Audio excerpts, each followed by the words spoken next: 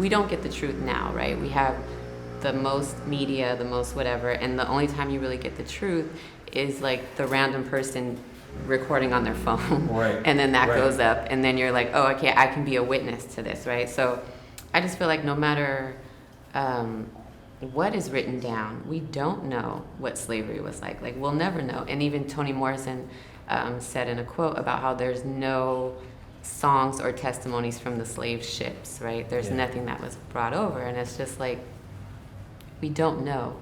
So why can't we use our own inner knowing to look at what they did tell us and sort of rearrange it for ourselves, the same way you have to do anytime you're watching the news or reading a newspaper or anything else, you know? Like, you get the information and you got to be like, okay, well, I know they're going to be on bullshit with this. Right. I know the cops are lying. I know this. Right. Now let me reconfigure and try to get an idea of like what probably happened. So that's what I try to do with bondage, and then also frame it for my daughter, right? Because that was one of the things too, like having kids.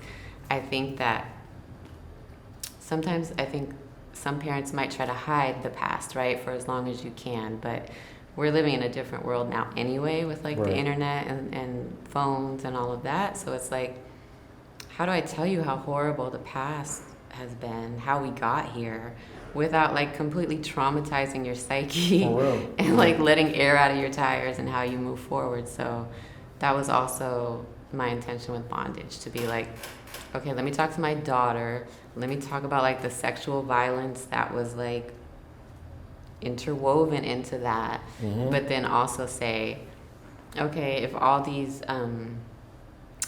women were like crushed and ruined by this thing, the odds are there's always going to be at least a small percentage who weren't, right? And my daughter is so like, she's so smart and she's so on it. So I'm just like, okay, I'm gonna say you were one of those people that would have fought back, you know, like did what you could do in that situation. So that was my thing with bondage, about, okay, I'm gonna tell the truth about the past, but then I'm looking at you in the present, my daughter in the present, and seeing, okay, like, oh, I know how your mind works, you know, and so what would you have come up with, or what, you know, you know, or myself, my daughter, you know. I think that's one of the things about having kids, is that you reflect on how sort of traumatic your own childhood was, but then you're also like, I'm fixing this, or I'm doing better now, right? So I always say to my husband, just like,